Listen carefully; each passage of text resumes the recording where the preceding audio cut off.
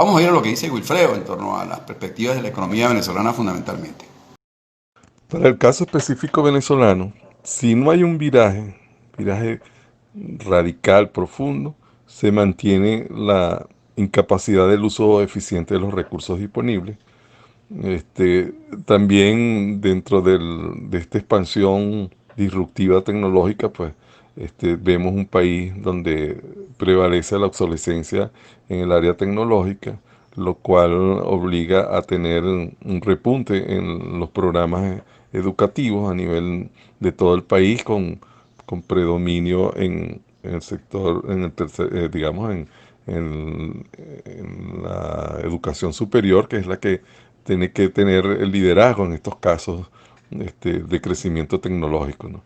Eso es alguno de los aspectos fundamentales en forma general, ¿no? Pero hay otro elemento que también se puede generalizar, que es la confianza.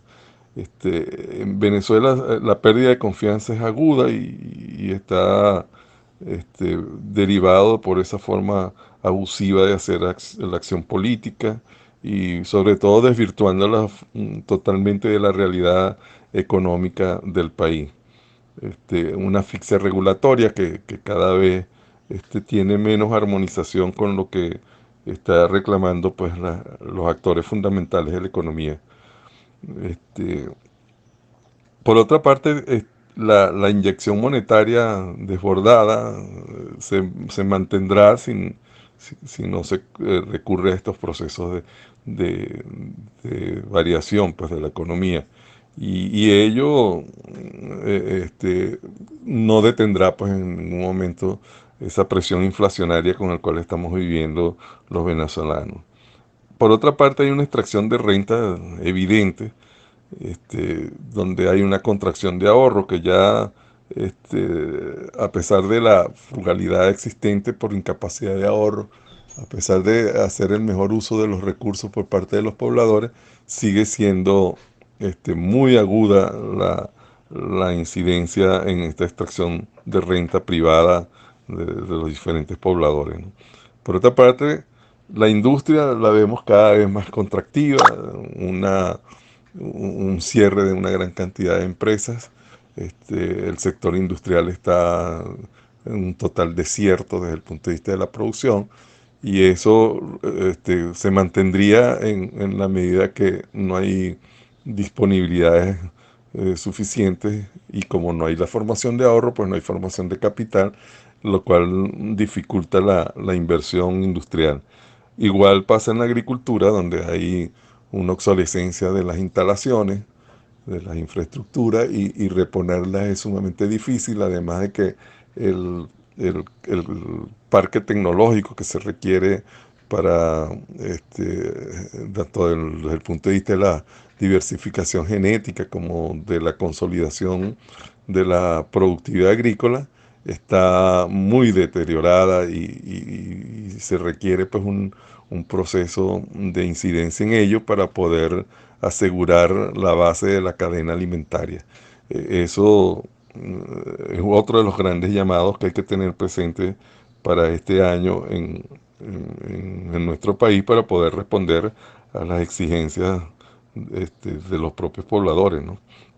Asimismo, vemos que el comercio formal también está viviendo un proceso de reducción y se mantendría en el 2021 de no hacer estos procesos de cambio, de estos procesos de viraje económico, ¿no? Este, de manera que en forma general la contracción económica se mantendrá. Quizás o quizás no, se prevé que debe ser menos aguda porque el nivel de contracción acumulado es muy elevado, pues. Entonces es como tratar de ver un posible repunte, pero en el foso, pues, en la parte más baja de lo que es esta recesión económica que estamos viviendo, pues. Entonces, por otra parte, se está alargando la onda recesiva, ¿no? Y ante esa situación, pues, se puede ver un cierto amortigüe de la situación económica. Esta, Esto nos obliga a pensar que sucederá porque según cifras del OPEC, cifras aportadas por el propio Estado venezolano, se habla de que la producción está en el orden de los 400.000 barriles diarios, ¿no? Una merma significativa en lo que en lo que puede representar la generación de capital nacional. Puede que haya un cierto rescate de esta producción llevándola, según cifras de PDVSA, a los 600.000 barriles diarios. Esto es lo que indica la posibilidad de que el nivel de estancamiento o nivel de recesión ya sea más un estancamiento a ese nivel bajo, lo cual indica pues menos caída de la economía nacional, pero sigue siendo negativa. El Producto Interno Bruto se estima que tenga una caída de... La mayoría de los expertos hablan entre el 1,5% al 2%. Digamos que en lo más optimista no deja de ser elevado pues esa caída del Producto Interno Bruto, que es inferior a la que vivimos en el 2020, pero sigue siendo de importancia para el dinamismo económico. Por otra parte, todo indica que la inflación no dejará de ser del 1500%. Este, Sigue siendo pues un agudo golpe para la capacidad de reacción de los actores nacionales, sobre todo el consumidor y el trabajador, pues el asalariado. Toda esta posibilidad de una serie de acciones que puedan estabilizar un poco pues a nivel de este estancamiento, están esperanzadas en la ley antibloqueo, que no va a resolver el problema, pero sin duda va a permitir algunas negociaciones con los aliados rusos, chinos, Irán, y eso puede traer algunas inversiones. Claro, como lo denomina Baumol, un capitalismo oligárquico, que no es, que aquí en Venezuela ya lo venía diciendo hace cierto tiempo el fallecido Domingo Alberto Rangel, cuando él hablaba de que la característica del gobierno actual, que es heredado del anterior, era crear su propia oligarquía. Yo creo que ahora se va a agudizar esa idea de Domingo Alberto, que él decía que los gobiernos anteriores tenían que negociar con una oligarquía venezolana existente, pero que en este caso la oligarquía es creada intencionalmente. Y eso viene relacionado con la posibilidad de que los nuevos empresarios, los nuevos actores en la economía comercial y productiva nacional, estén estrechamente ligados con los que están a cargo del mandato nacional, pues los mandatarios nacionales y sus aliados serían los que constituirían la nueva oligarquía venezolana y todo lo que pueda ser el extracto productivo y comercial, por supuesto, dinamizado con estas alianzas internacionales que decíamos anteriormente. Este, Eso va a permitir una disminución leve de la desregularización, porque precisamente va a, a favorecer a estos sectores, que ellos de alguna manera van a hacer alianzas, pero la misma ley permite pues que la transparencia no sea el mecanismo más adecuado o digamos el mecanismo predominante en este tipo de alianza y de negociación. Entonces eso los hace poco auditables, pues. Entonces, ese panorama está allí en el ambiente.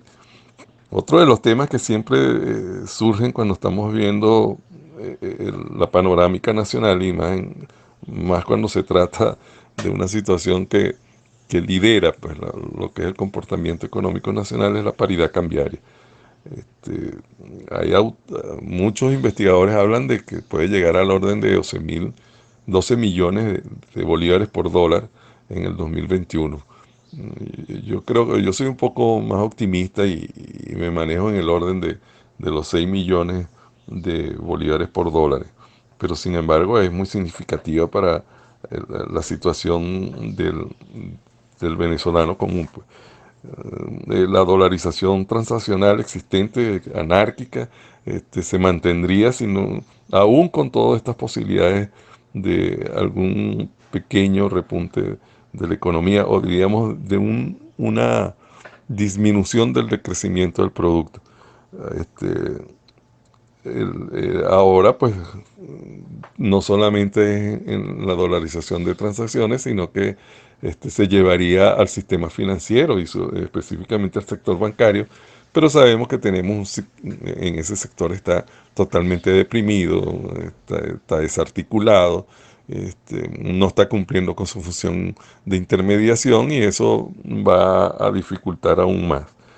Y todo eso se conduce pues a que la necesidad del salario real, que de hecho a nivel mundial pues el salario ha tenido un comportamiento muy interesante en la pandemia, pero para el caso venezolano se mantiene esa caída brutal del salario real que es considerado uno de las caídas más grandes que se están dando en el mundo y eso es derivado pues del crecimiento de precios frente al poder de compra del venezolano, que cada vez se ve más dificultado por, entre otras cosas, como decíamos anteriormente, esa dolarización transaccional hace que influya, para no decir que depende exclusivamente de ella, influya en este crecimiento de los precios.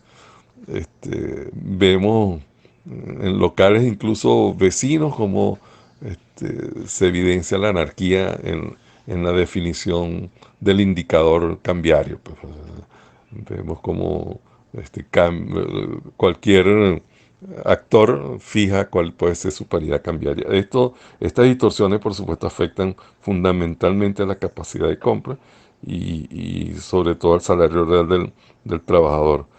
Por otra parte, tenemos una capacidad importadora cada vez más reducida, producto de la caída de las exportaciones y además la siempre incidencia que tienen las obligaciones con el exterior que hace ver con mucho cuidado estas alianzas que se puedan hacer con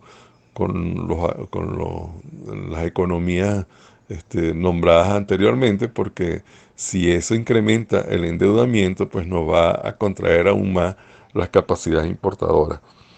Este, y esto,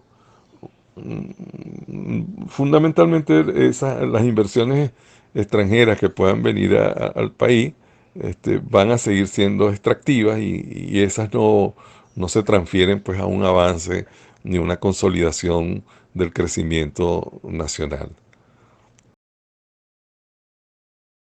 Bueno, ese es el panorama del amigo Wilfredo, muy coincidente con muchas de las cosas que estamos viendo.